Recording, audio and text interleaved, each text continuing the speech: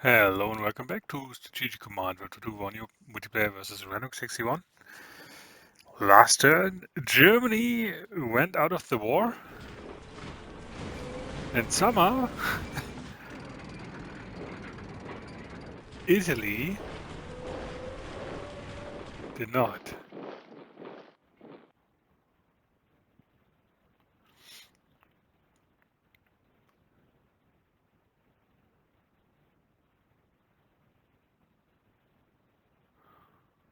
Oh, that's nice. Huh, I played Gilbert. Sugar or Fafnir, they're top three. Yeah, Gilbert is number 2, according to the forums tournament. And Gilbert had me beat.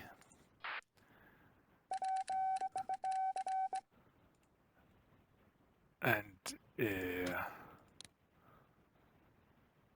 I read an after action report of Fafnir, and he kinda occupied Oslo with French troops before France surrendered, and I thought like, "Nyeh, maybe I just don't play him."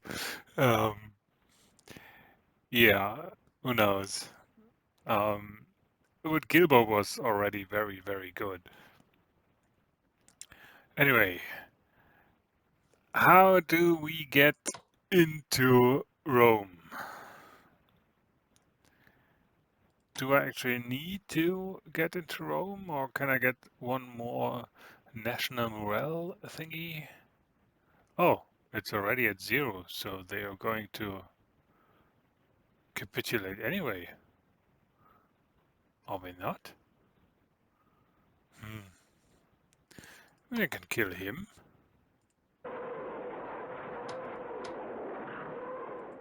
Or not. Yeah, maybe I can... No, not the attack bombers, the medium bombers.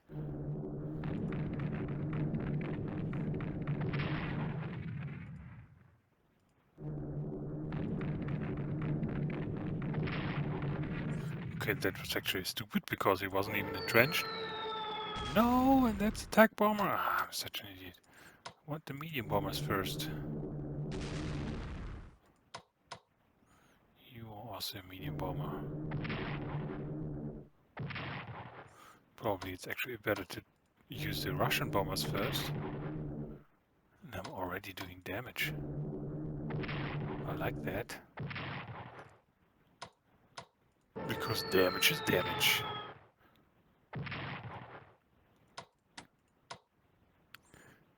Damn it.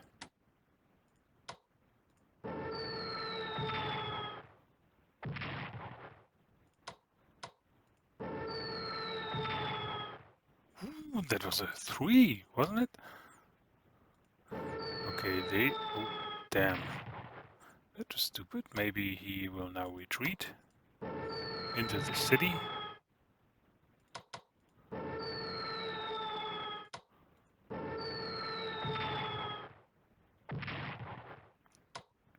But even if he does...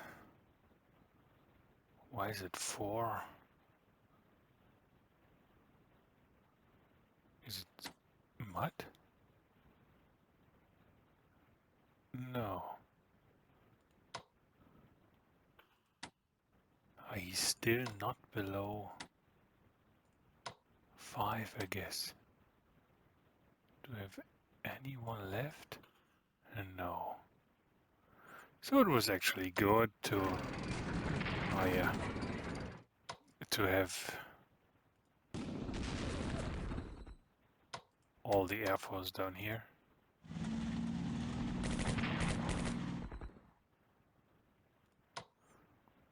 And as I said, Italy is already at 0. So this will put the final nail in the coffin.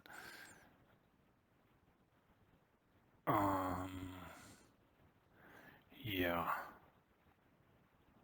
I mean, I could kill a few more units, but it's not necessary. Yeah, what do I think about this game or this match? that he took Norway surprised me. I mean, he didn't took it by event. He waited uh, until it joined him, and I had never seen that before. Um, because I was raiding his convoy route from Norway all the time, and this pissed off Norway each and every turn without me noticing. And at some point, they just joined in, like, I don't know, mid 1941 or what. At least a year after he could have gotten them by event. So that also, I don't know. I don't know how many troops he actually got. I don't think it's too many. And he did not get the points, the MPPs from Norway for a year. And then he got Spain. Um, I think he diploed it. He must have. Um, and then maybe Malta helped, which he got. And then after 60%, there's an event where you can spend a lot of money as Germany to get Spain on your side. And they start with a whole bunch of crap units, half strengths, no upgrades, and to get them into fighting capacity costs a whole lot of money. But you get the Spanish MPPs. Um, what he did then was attacking Gibraltar. And that, in turn, and there he had probably an oversight in game mechanics, or it was on purpose, I don't know. If an Axis unit, an Axis ground unit, is next to Gibraltar, the US get a huge mobilization boost. And that's what happened. I maybe could have even held Gibraltar had I not been so stupid. I had a paratrooper, when the garrison was dying, and I could just have ferried out the garrison and loaded the paratrooper, and sometime after that, there was even an army, and he would not have been able to get this hex, I think. But I somehow didn't notice that I could have done this only afterwards. Yeah, then he and I really think that might have been the game-breaking mistake from his side. He just uh, rolled over me with, like, there were 2 or 3 German armies, at least 2 tanks, 2 HQs, uh, really sizable part of the Air Force, the Luftwaffe, and yeah, but he wasn't able to really annihilate me. Um, I mean, he pushed me back and he occupied all the British points, um, but he had a huge part of his army down here and wasn't really making progress. He wasn't throwing me out, so to maybe attack Baku from the south. And all these troops he was missing in the initial Barbarossa stage. So he never got really far. I think his paras in the beginning of Barbarossa, I think I destroyed his third para. Um, that was, yeah, he could have done that better. Because if you try to encircle someone, you need to put units all the way to the outmost unit you place, and you can do that by force marching them to your own territory.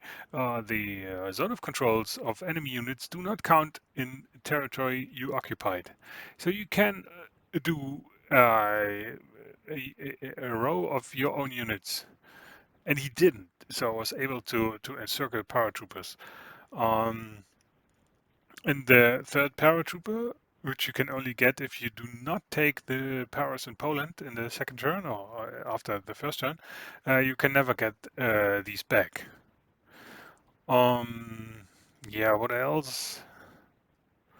I mean, I screwed up my plan. What I wanted to copy from Gilbert to somehow evacuate my troops, my French troops, and I now think I know why.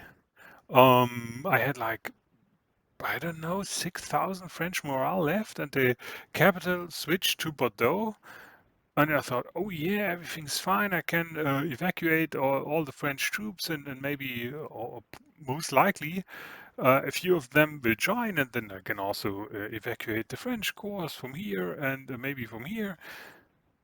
Next turn, France capitulated, and I was saying, what the fuck? But I think the reason is because I left with the British Expeditionary Corps first. You need a certain amount of units. I think it's 2 or 3 British ground units or units at all. I don't know. In France, and if you don't have that, their morale drops considerably, and that's what happened. At least I think that's what happened. Because everything was fine. France had like 6,000 morale left. The capital was Bordeaux. There was an army there. There, why on earth did I suddenly lose all my morale and France capitulated? The only reason I can imagine is that the withdrawal, the retreat of the British forces caused this. Um, so yeah, that's again one thing I learned. If I want to retreat French units for the dicey chance that they will join me in the British Army, I need to make sure that the real British units are the last ones to leave. Um, yeah, and then I think I was lucky kind of to get level 3 infantry for Russians, which brings them on par with Germany's infantry already in like, I don't know, I think it was July 42, which is just brutal. I mean, um, they're even then, but I just had lots of them and they are so much cheaper. Um, So yeah, and because he was missing a huge part of his army and air force, he also wasn't able to go very far. I don't even know where he actually went.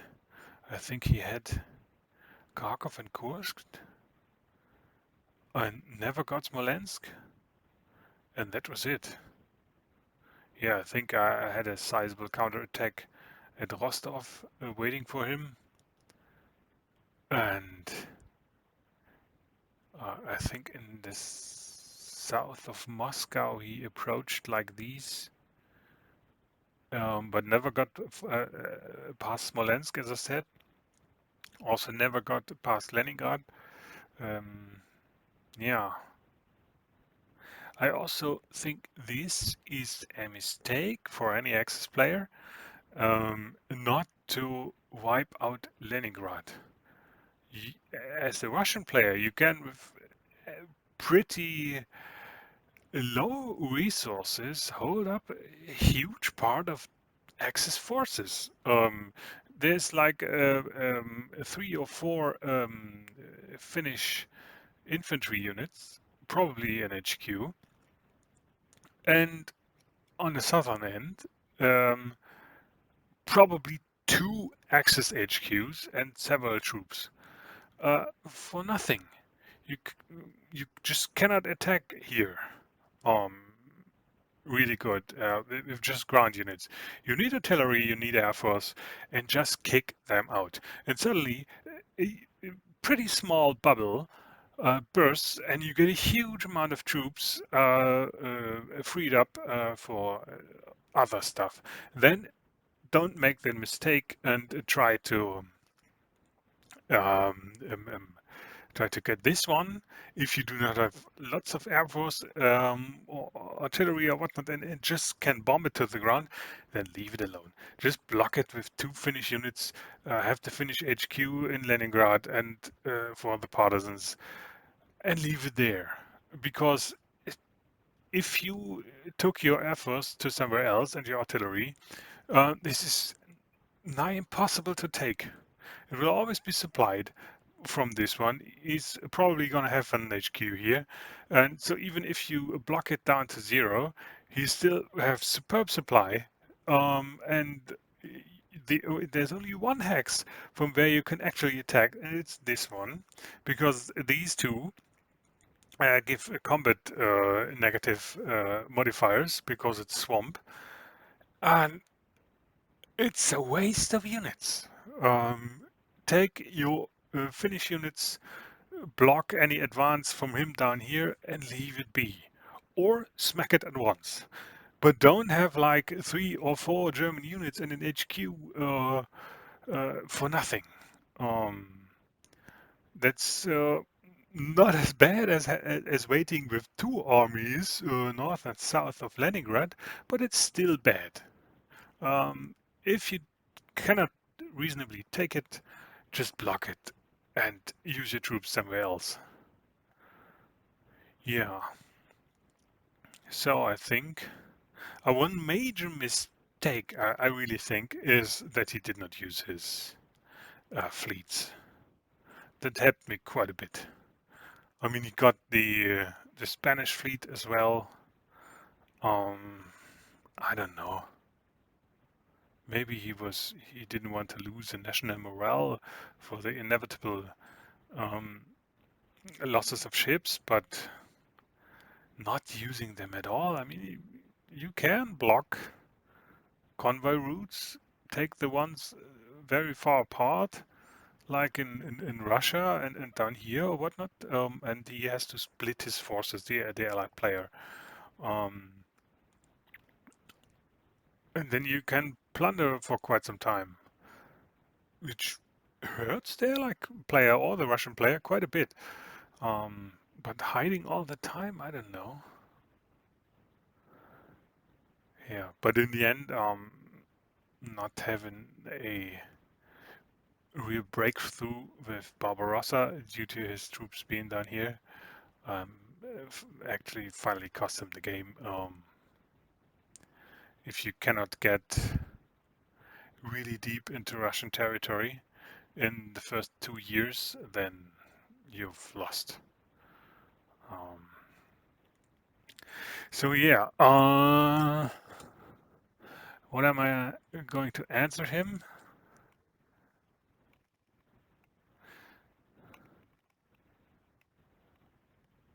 Uh,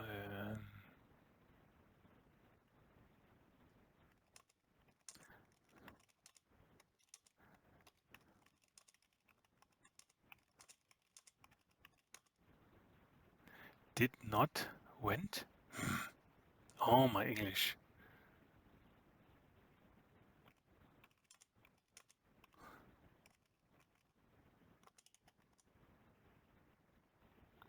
Oh, is this an insult? I don't know. I hope not. Um,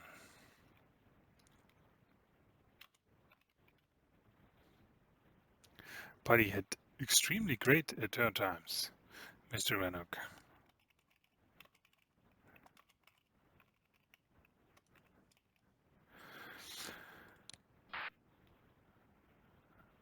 Yeah, and then I guess Italy is going to surrender. And we can wrap this up. Yep.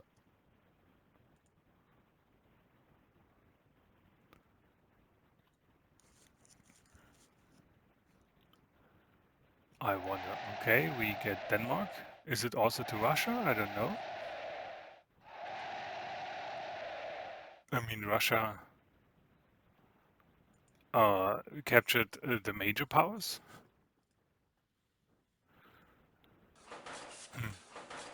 Doesn't say. But for the Cold War. I think the Allies will have quite a hard time against the Russians if the Cold War gets hot. Yeah, but anyway, decisive victory for the Allies.